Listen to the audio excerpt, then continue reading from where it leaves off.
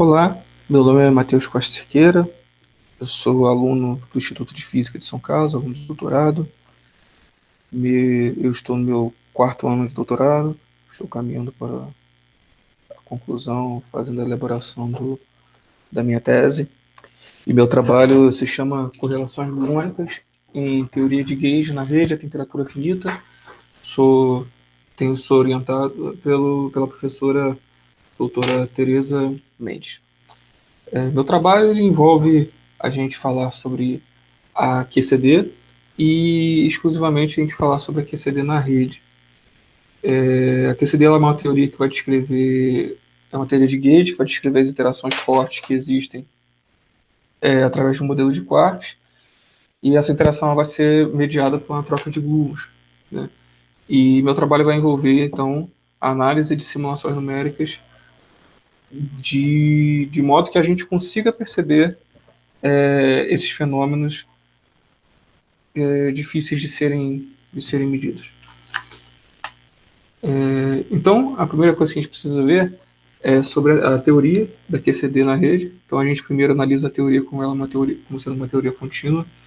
E para esse trabalho, como a teoria da QCD é uma teoria que envolve quarks e gluons, para esse trabalho que a gente está elaborando, vai ser uma teoria que ela é ausente de quarks, né? Vai ser uma teoria de gauge e que a gente chama de puro gauge, porque a gente vai estar trabalhando apenas com os campos de gauge e, no caso, seriam os gluons. Então, os gluons, como eles têm a interação entre si, a gente pode trabalhar com eles dessa maneira. Então, a gente tem aí na equação a ação de gauge, né? A ação de gauge no contínuo, ela vai ter essa cara, e ela vai ter uma somatória de 1 a 8, porque a gente vai estar trabalhando no grupo SO3, né? A teoria é descrita basicamente no SO3. Tudo bem que esse trabalho a gente vai trabalhar também, a gente vai fazer tanto no SO2 quanto no SO3. E mais pra frente vai ficar claro por quê. Tendo essa ação descrita no contínuo, o objetivo da gente é fazer a discretização dessa teoria. Então a gente vai transformar ela na teoria discreta. Então a gente vai, por isso que a gente chama de teoria de rede, a gente vai transformar ela fazer uma quantização por meio de integrais de trajetória de Feynman, por uma continuação analítica em termos imaginários, e essa discretização vai ser feita no espaço-tempo. Então, em vez de a gente trabalhar com campo de gauge A-Mi, né, que é o campo comum da gente trabalhar, a gente vai trabalhar com um campo chamado U-Mi, e esse U ele vai ser chamado de link, né? A gente vai chamar ele de link. É um elo de ligação, tá? Ele vai ser a ligação da rede. Então a ação ela vai ser descrita pelo beta dividido por n. Esse n vai ser o se eu estou trabalhando na SU2 vai ser 2, na SU3 vai ser 3, por aí vai, né? Então, as integrais que eu havia no sistema vão passar a ser somatórias, porque a gente discretizou.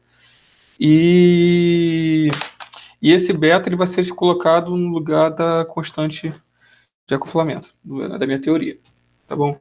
E esse U-mini, que a gente encontra aí na ação nova, ele vai ser um U-mini formado por uma estrutura que a gente chama de plaqueta. O que é essa estrutura? A estrutura é um percurso de links, né? Ela é uma estrutura fechada de links, e a partir dessa estrutura, em todas as direções no espaço-tempo sendo percorridas, a gente consegue construir a ação que acopla todo esse espaço. Tá? Basicamente vai ser a ideia que a gente vai fazer para esse problema de modular a teoria contínua numa teoria discreta. E como o nosso trabalho é um trabalho que envolve temperatura finita, para fazer a inclusão de temperatura, a gente vai levar em consideração o espaçamento, que é esse Azinho, né, que a gente tem aqui no final, T igual a 1 sobre NT. Esse Azinho aqui ele vai ser o espaçamento da rede, e o NT vai ser o tamanho da rede que eu tenho na direção temporal. Tá? Então, quando a gente inclui temperatura, a gente vai trabalhar apenas com a direção temporal, e a gente não vai fazer a utilização das direções espaciais. Tá? Então, e a gente tem esse parâmetro aqui, que é o loop de Polyakov. Então, o NE vai ser o tamanho da rede no espaço, NC vai ser o número de cor que eu tenho, e aqui eu tenho um loop, a análise de um loop, só que só na direção temporal, só na direção 4. Né? A gente pode ser tanto direção 4 quanto direção 0, depende do referência que a gente está utilizando. A gente está utilizando 1, 2, 3, 4 aqui. né? O de 1 a 3 a gente tem as direções espaciais e a 4 vai ser a direção temporal. Então, o loop de Polyakov, no caso, vai ser então um percurso que a gente vai fazer na rede na direção focado na direção temporal.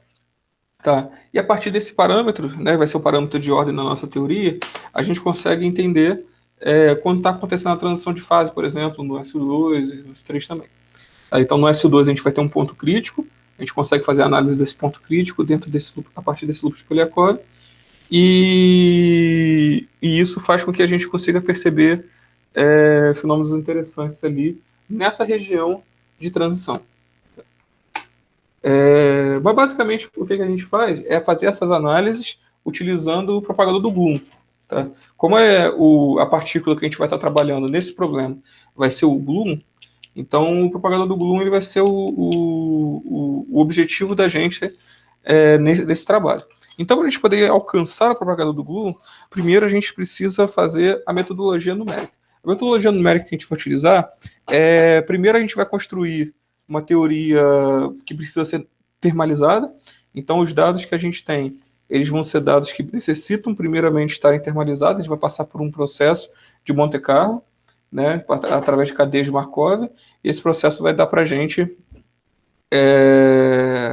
configurações de gauge, né, que são os links, que precisam ser independentes entre si. Então, a nossa análise é uma análise que primeiro que após alcançar a termalização de determinados valores, como a própria ação, a plaqueta, a partir disso, a gente começa a buscar links, a partir de métodos como Bootstrap, Jackknife, a gente o binning, né, a gente faz um espaçamento entre links, de modo que a gente apenas utilize os links que são independentes entre si. Alcançando os links que são independentes entre si, a gente vai buscar fazer uma fixação do gauge. Né? A gente não consegue calcular o propagador do Bloom sem que um gauge um tipo de gauge seja fixado no nosso problema. A gente vai ter um problema de construção da própria teoria. Ela vai se tornar, a gente vai ter que fazer uma inversão de uma matriz que, no caso, não vai ser inversível por conta dessa não fixação. Então, a gente precisa fazer a fixação de um gauge, né? Os gauges podem ser N gauges diferentes, então a gente fez a escolha no nosso trabalho de fazer o gauge de Landau, que é um gauge simples de se trabalhar, padrão. Então, para alcançar a fixação de gauge de Landau, a gente vai ter que alcançar a derivada parcial de AMI igual a zero. Tá? Então, para a gente fazer isso, a gente analisa a fixação de gauge a partir da minimização desse funcional aqui. Tá? Esse funcional é um funcional testado. Todos esses testes que a gente faz, tanto para a elaboração da ação feita aqui, quanto para esse funcional aqui, eles são entes matemáticos que quando a gente faz, a gente está no discreto, a gente faz a ponte para alcançar o contínuo, a gente consegue alcançar exatamente, nesse caso aqui, a minimização desse funcional, a fixação de gauge de Landau, e essa ação vai se transformar exatamente nessa ação no contínuo. Então, esses valores saem daí. Então, para um algoritmo em SU2, a gente vai fazer a fixação de Landau, né? A gente vai utilizar um tipo de algoritmo, que é um algoritmo chamado Stochastic Relaxation. Esse algoritmo é um algoritmo que vai sortear um número entre 0 e 1, e a partir do sorteio desse número entre 0 e 1, vai se preferir fazer a fixação por um determinados caminhos. Então, a partir do sorteio que vier, o caminho vai ser definido. Isso a gente usou isso para o SU2. E para SU3, a gente usou uma técnica que é a mesma técnica que a gente usa para alcançar banho térmico. O que acontece? Quando a gente tem banho térmico, a gente vai fazer essa atualização de configurações de gauge. Quando a gente faz no SU2, a gente consegue fazer direto. Só que quando a gente tem um SU3, a gente não consegue fazer direto isso. A gente precisa o quê? Um método que a gente usa, que é o método chamado Cabilo-Marinari, ele é um método que a gente precisa pegar matrizes, que são matrizes 3x3, e essas matrizes, dentro delas, eu vou precisar encontrar subgrupos SU2. Então, por exemplo, aqui eu tenho U' igual a TSRU, Isso quer dizer o quê? Quer dizer que o R, o S e o dentro do T, dentro do S, dentro do R, eu vou ter uma submatriz do S2. Essa submatriz vão ter a cara dos geradores, né, que no caso aqui vão ser as matrizes de Pauli. Então é como se eu tivesse matrizes de Pauli presente dentro dessas matrizes que vão fazer a transformação por uma atualização de gauge, de link. Então, esse é um método comum que se usa para fazer banho térmico no SO3. E quando a gente tem uma teoria de gauge, uma fixação de gauge de Landau no SO3, o método que melhor foi feito até agora, que mais rápido deu para a gente soluções para alcançar a fixação de gauge, foi fazer o mesmo processo. Então, o que acontece? Para a gente atualizar, para a gente fazer a fixação de gauge, a gente vai ter que atualizar essas funções de gauge aqui, e essas funções de gauge, que são esses Gzinhos, eles são atualizados a partir de RST, que no caso são também matrizes que vão ter a cara dos geradores de grupo. Então, a gente faz esse processo, e quando a gente tem o G', ele vai atualizar o funcional, e o funcional vai sendo atualizado de modo que ele vai alcançar a fixação de Landau. A fixação de Landau alcança a contaminação do funcional alcançar quando a gente chegar num valor de fixação de gauge de 10 a menos 10 elevado a menos 12, é um valor que é de segurança. E esse Gzinho, a gente passa esse TSR uma vez, só que para a gente poder alcançar melhores resultados de velocidade e quantidade de updates que a gente tem que ter para alcançar a fixação, esse valor de TSR ele é passado 2 vezes. A gente fez cálculos e a gente percebeu que esse é um dos melhores jeitos de conseguir alcançar essa fixação.